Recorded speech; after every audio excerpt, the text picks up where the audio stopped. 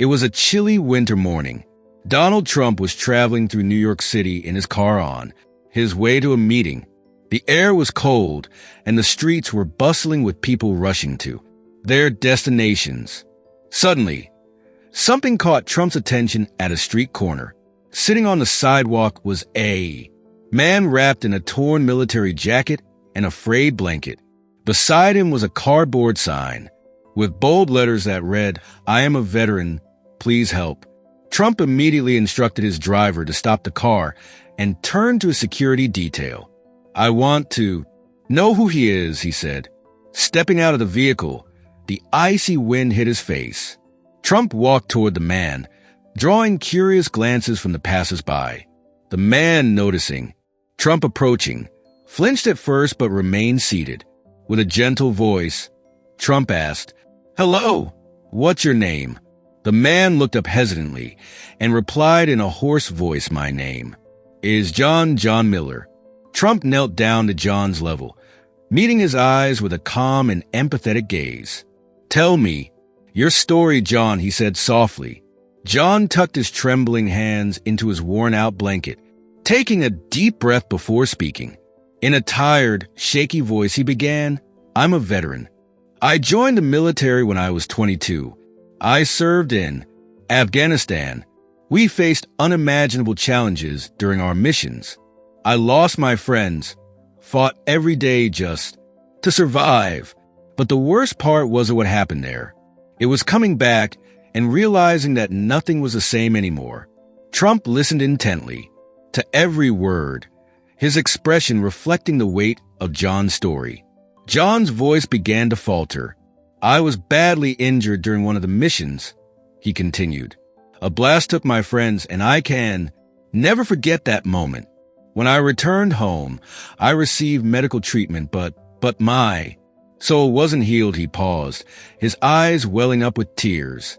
Lowering his head, he added in a quieter voice, "My family abandoned me. They said I was a burden. I lost my job. Then, when I couldn't pay my debts, I lost my home. One day, I found myself on the streets, cold, hungry, and utterly alone." Tears streamed down John's face as he continued. "No one offered a helping hand," he said in a choked voice. "I was just forgotten.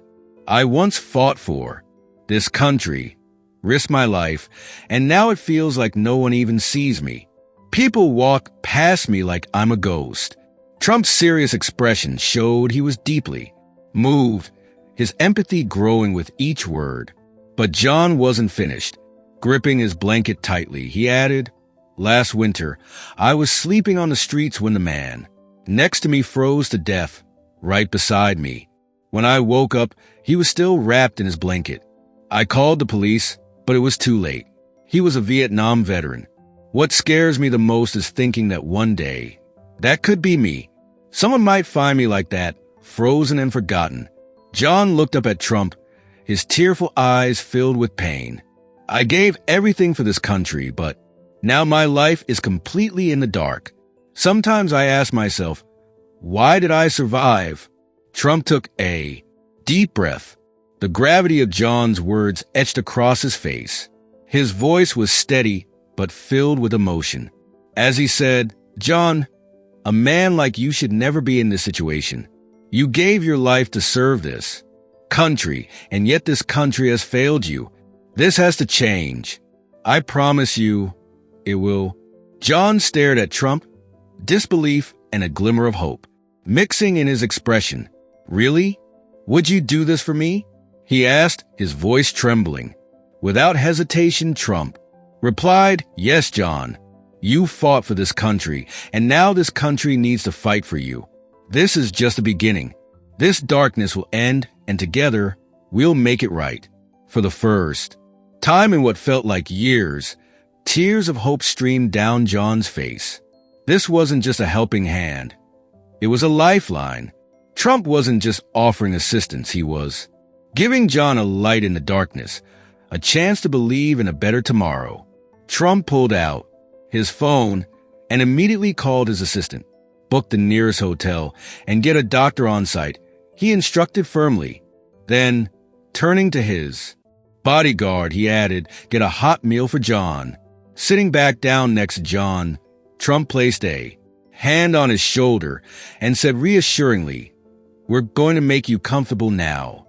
Within minutes, the bodyguard returned with a steaming bowl of soup and a sandwich.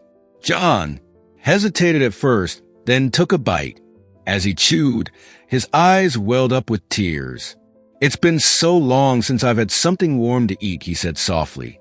Trump stayed with him, offering words of encouragement and making sure John finished his meal. An hour later, a sleek black SUV arrived. Trump gently helped John into the car and escorted him to the hotel. When they arrived, John was shown to a private room where a warm shower, clean clothes, and a soft bed awaited him. For the first time in what felt like forever, John felt a sense of dignity. Trump also arranged for a doctor to examine him and ensure he received proper care, organizing a plan to help John regain his health. The following morning, Trump met John at a beautifully set breakfast table in the hotel dining room.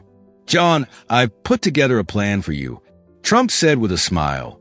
"There's an organization called Veterans United that helps homeless veterans rebuild their lives. I'm going to connect you with them, and I'll personally cover all your expenses for the first year." John's eyes widened in disbelief. "Really? You're doing this for me?" he asked, his voice trembling with emotion. Trump nodded warmly. "Yes, John, you serve this country, and now it's time for this country to serve you. This is the least I can do." Later that day, John met with a representative from Veterans United, who explained all the resources and support available to him, including housing, job training, and counseling to help him get started. Trump handed John a check from his foundation to cover immediate expenses. John, overwhelmed with gratitude, said with tears in his eyes, "This feels like a miracle. I never thought my life could change so quickly." As Trump prepared to leave, he turned to John and said, "One day you'll have the chance to help someone else. This world becomes a better place when we extend our hands to one another." John, now tearful but determined, looked at Trump and replied, "I promise. One day, I'll pay it forward." Facing the camera, Trump addressed the viewers with heartfelt sincerity. "There are so many people in need of help in this country. Let's not ignore them. Even a small gesture can change a life. Sometimes, all it takes is one person to be a beacon of hope. Remember, we all have the power to make a difference." The story concluded with scenes of John starting his new life, moving into a safe home, preparing for work, and smiling with hope for the future. He now had a place to call home, a purpose, and a renewed sense of dignity. This was proof of how a single act of kindness could transform a life forever. If this story moved you, don't forget to share your thoughts in the comments below. Subscribe to our channel and turn on notifications for more inspiring stories. Together, let's spread hope and kindness